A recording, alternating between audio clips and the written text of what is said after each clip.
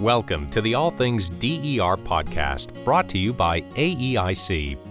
In this podcast, we dig in, define, and discuss where the new energy economy is heading with electric industry leaders and explore all the ways that distributed energy resources can modernize and improve our ever-evolving power grid.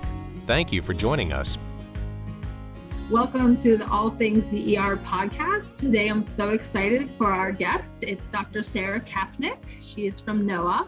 This guest today is a little bit different in regards to not from the electric utility, but really someone who's out there helping and supporting us as we build our grid out for this new energy economy that we've been talking about on this podcast. So, Dr. Kapnick, thank you so much for showing up today. Just take a few seconds or minutes to kind of introduce who you are and where you're coming from. Thank you so much for having me. I'm so excited to be here. So I'm Sarah Kapnick. I am the Chief Scientist of NOAA, which is the National Oceanic and Atmospheric Administration. I have a background in climate science, PhD in atmospheric and oceanic sciences, and I spent a little over 10 years doing fundamental research of climate science at the Geophysical Fluid Dynamics Laboratory in Princeton, New Jersey, and have also spent some time working in financial institutions, understanding climate risk, climate investability, understanding how to model out climate risk for financial institutions and for different assets and investments, and have now landed at NOAA as the chief scientist to bring in that knowledge of technical information of climate, but then also how does one use the data, how does one model it, how does one use it in business operations, in our goal of making sure that our data, our products, our services are all usable by industry. And that's what I think is so interesting. And ironically, just today, I was in a leadership training for our senior management around ESG and the financial risks. And then here I get to talk with you. So it's definitely a changing world in what, from within the utilities, what we're thinking about. And so I would just think it would be awesome to hear a little bit more about, what is the body of work that NOAA does and kind of what you're leading with your team and kind of what are the deliverables that we can kind of gain access to as we move forward here. And NOAA provides the foundational weather and climate information that businesses, consumers, and decision makers use to understand risks and plan for the future. So climate and weather information in some ways is one of the more predictable things and knowledgeable things we have about what the future holds and how you might have exposure to it. So we actually have information of what the current likelihood of extreme precipitation is, or how temperatures are likely to increase, or how they even vary in time, or the likelihood of extremes. And so that body of information about weather and climate is all pulled together and developed by NOAA. We do fundamental monitoring, so we have historical data, so we know where we've been and what the state of the climate is up to date. But then we also have models that give forecasts, so forecasts of information of days, weeks. We even have seasonal predictions of months, seasons, years. And then we have projection information that allows you to do climate risk analysis of how will things unfold over the next 10, 20, 30, 40 years beyond. And there's some uncertainties of that related to economics and related to the modeling of what the future holds. You can actually then have a probabilistic estimate of what the climate will look like in the future. And so all that information is useful for being able to understand either your physical asset exposure or operational exposure to certain weather and climate events. So I was sitting in the system planning chair here at Duke Light for a bit. And, one thing that continuously came, to our table is like, what are we doing in regards to building out resiliency? And one thing I like to say when I say the word resiliency, I like to clarify, we as an electric utility, our service is reliable, safe, affordable electric power. And so we work in the world of being reliable and the reliability metrics, which means we build the grid to prevent the outage. However, a new perspective, and we continue to hear of this word, is resiliency. Okay, we can't always prevent an outage due to extreme weather and or aged infrastructure. So what are our resilience goals? How do we ensure that the grid and those infrastructure for our public are being served from a resiliency perspective? AK, when it does go down, can we bring it back? And so at the meeting point is weather, right? So everyone's asking, well, due to the extreme weather, what are you doing to prevent that? So I guess just a few examples of how you've seen, different utilities, no need to name names, but really kind of engage the data and really bring that research in and start making change would be awesome to figure out. Yeah, so a big issue right now is figuring out where to site transformers and the availability, even the supply chain of transformers. And one of the weather events that takes transformers out are lightning strikes. So we have data on lightning strikes and frequencies and information. I've directed utility operational leaders to that information so they can review the lightning strike historically of information so they understand as they're building out in certain places, what are the risks and exposure in these zones? What does it look like? Others are really interested in understanding what are their business plans for space weather, for outages that you might have to have when there's space weather that is going to affect the grid. It's an outage that isn't talked about as much as some of the other weather and climate, but we do predictions of it from NOAA and we produce the information around that. The phenomenon of geomagnetic induced currents from solar? Yes, okay, awesome. Exactly. That's what I meant. But that is also under NOAA. Additionally, with extreme temperatures, so we have something called heat.gov, which provides all the information of historic and future heat likelihoods for extremes, but also provides forecasts for timeout in the next few days or weeks. And speaking to utilities, they're using that information to understand also the future of those heat extremes, so they understand just the infrastructure itself for certain types of materials or where they're building. In the past, it was much cooler in the Pacific Northwest or in the central part of the US, and it's actually getting much warmer. And so how do you build to those temperatures with your materials themselves?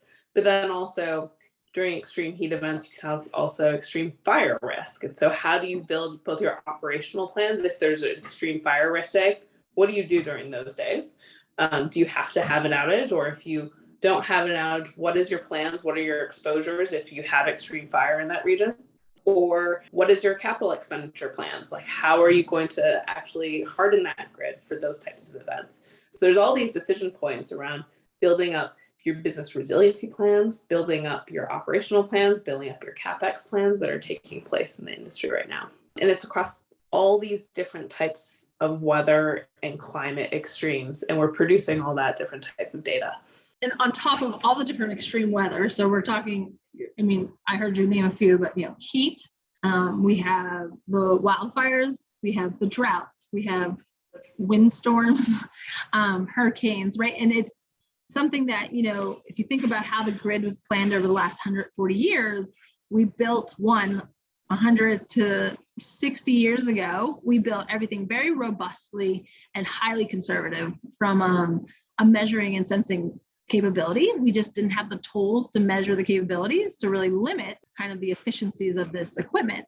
And so after the last 60 years, those efficiencies and those practicalities of the equipment that's on our grid have really kind of become almost aged at the same time as the older equipment. And so on top of understanding our aged infrastructure and really the foundational pivot point where we have in regards to the equipment used for the next 60 years in regards to robustness and conservativeness, you're literally throwing on like every weather pattern. And I guess I'm going to ask this, you've seen become something more extreme depending on the geographical footprint over the studies that you're doing. Yeah, and for a long time there was an assumption that these things would be things you would deal with like 20 or 30 years out, and then maybe we would shift our focus to adaptation in the future. But with all the expenditures that are happening in the industry right now around decarbonization and building out the grid, there's also an opportunity to be thinking about how are you building the resiliency for climate adaptation as well, because there is a certain amount of climate change baked into the system already today and expected in the future years or decades that we have with a lot of certainty. And so in making those decisions, there can be a review also as plans are made of how to deal with and optimize for both problems, not just one of the problems. And that also, in doing it together, there can be some really intelligent phasing of how you do those investments to make sure that you're building resiliency. Otherwise, you may end up spending double by having to go back and do things in the past again later on. And I think with the climate information we have an idea what the future holds. We also have an idea of what some of the uncertainty is as it grows in the decades out based on what might happen with mitigation. So even on the spending plans over many years or decades, there can be plans for dealing with that uncertainty and when you make those price points or when you have to do those CapEx expenditures to build resiliency. And so I see it as using this data really intelligently to figure out those plans over a longer range time period, which you're often thinking about for your hard infrastructure. Yeah, and I think like the positive spin, it all comes down to data. I am a data lover. The power of data, I think our industry hasn't really capitalized yet on, understanding not only what's happening all around the electrical grid, but really understanding the grid itself based on a design that we continue to use from 140 years ago is now being challenged, right? But with that challenge, as you're seeing, the data that you pull from your perspective creates an insight that those that are in charge of the resilient, reliable grid now have their hands on. And not only do they have their hands on that awareness and tying it to their financial risks and everything else that like we account for, they're gaining also insight from the actual assets with data. So I guess just from being a data geek within the utility walls, hearing you present at the annual meeting, just that data is publicly available in the reporting that you have. I definitely am going to share the links that you shared in that presentation to the show notes, because I think one thing a lot of us, paralysis analysis, being the core engineers and scientists that we are, but having this information at our fingertips is extremely valuable. Yeah, the data is so, where else do we have so much information about what the future is going to hold? We can actually have a lot of this information of the likelihood of weather and climate over many months to years timescales to make these types of decisions. We actually have the crystal ball of what the world is going to look like. And so we can use that, and it's very powerful if we start integrating it into our decision-making process today. One thing that we continue to talk about in utility is embracing, machine learning algorithms, and all of the data can go from this reactive response that we have been doing for the last 140 years, understanding the health of an asset, but not really knowing when said asset would fail. But now with all of the information that's at our fingertips, we can start doing preventative and then predictive analytics, which is like terms that we really haven't gravitated to just because. And it sounds like, that's exactly what you're doing, right? With all of this information, we're able to predict and we see it. So I love that way of thinking about it. It's the rise of data science in the field. And talking to some utility CEOs, they were telling me how they were hiring more data scientists, meteorological forecasters, climate risk analysis teams. They previously hadn't had. They were even trying to joke with me that they might have more meteorologists on staff than we do. And I assured them that the National Weather Service has more on staff than they do still. But, we're trying to build out those capabilities and make sure they're being transferred into the industry. And an example I forgot to mention also was around fire weather and fire weather prediction. We now have more work on that, more information on that. And I'm really seeing a transition of that work into some of the operations that people are trying to do. I think there's always, there's after the meeting that we attended, and I had the pleasure of meeting you, is, the hope I felt in the room from understanding that we have this information. So now let's take action on it, which I think from other conferences or meetings, you sometimes get into the problem mode, but I do see that, there is action being taken. We're asking the right questions. So I guess thinking about NOAA and like where you guys sit and will continue to sit from your long-term perspective, what do you see your focus on as you kind of remain committed to providing, the value that you provide? Right now, I'm really trying to do engagement with groups like yours on making sure that people are aware of the products and data and tools that we have, because, some people were really surprised when they heard that they had the information exist that they need. Like there was even a question that came up during that meeting of, I need to know what sea level rise looks like in my location because we have some of our assets close to the coast and I'm concerned about sea level rise as I'm thinking about planning for the next 20 years. Ago, we have something called the Sea Level Rise Viewer. You can actually go on a Google map and see expected sea level rise over the next few decades. And so engaging with groups like yours has been critical to ensuring that people are aware of what are the publicly available data sets that the US government has produced to be able to do some of these actionable decisions that need to be made. And that is their first step for a lot of people, is finding these sites and going to them and starting to integrate that into their thinking. And then they may do much more extensive reviews. But I'm trying to make sure that we're there and giving that information out. And then another piece of it for the more sophisticated users that are doing really sophisticated data analysis, also ensuring that our data is AI ready, that people are able to take the type of information that they need and access it and be able to use it, because with all the data that we produce, there are terabytes upon terabytes, and some more sophisticated users need access to all of that information. We're trying to also make sure it's available on the cloud. We're creating open data. We have all these standards that we're developing out of how we're going to be making sure that that data is made available with the public. I'm slightly a little biased. I'll share, we're in a 2-county utility in Western PA. However, as a system planning manager, it was like, yes, I understand aged assets, utilization of assets, but what about the socioeconomic perspective, right? Advancing equity with this new emerging technologies. So I actually partnered with an organization called Urban Footprint, which is like an analyst tool that brings all of your external databases and layers them so that I have full access, and then I layer our asset information in. So then I can start getting a picture of this information. And I actually tapped into what those databases are, and they actually use, NOAA and other databases. For this conversation, this podcast, I guess I'm eager to share with the community that it is available. Like, you guys are continuously going to be working on your weather ready nation, right? Like, so from those utilities that say more meteorologists, I think a lot of non-utility folk don't realize the huge tie that weather has on our overall operations and the cost to operate. So having that good intelligence is key to really preparing and then bringing us back from resiliency. But also some other things that, I heard, the healthy ocean perspective, I think is really cool from those offshore wind farms. Is that a part that you see kind of growing too? Yeah, offshore wind, the administration is really dedicated to building out offshore wind. And NOAA, we have a role to play on understanding fisheries and the science in those zones and supporting it, and also supporting it through the information we have on future of wind and future of that resource.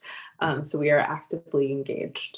I know we're coming up on our time, and I just wanted to say thank you again, and I look forward to sharing, your knowledge and information with this community. Any last comments for the AEIC utility groups that you'd like to share? The last thing I'll mention, because you kind of touched on it in your last comment, is that we also, through our $1 billion disaster program, we release information of disasters from 1980 to present of $1 billion size. And that database, also similar to what you said, we've done it on a county level to also overlay the census data information as well. So you have the social vulnerabilities and exposures that you can overlay to where those events have happened, the cost of them, but also at that smaller scale. And I think we're going to see more of that with the data and information on overlaying social vulnerability as well as the physical climate information. And I've heard beginnings of that also being used by the industry as they're understanding those plans for if outages need to happen, maybe where do you site storage locations so you don't have to have outages in key locations, like during a heat wave, during a cooling center for a community cooling center, or by the hospitals or certain types of schools. And so people are starting to integrate that even into their planning already.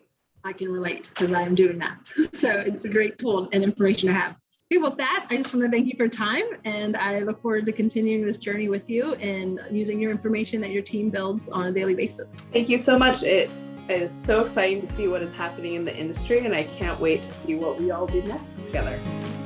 That's a wrap for this week's episode of All Things DER. Thanks for tuning in. We hope today's conversation got you thinking about new and creative ways to improve our power grid.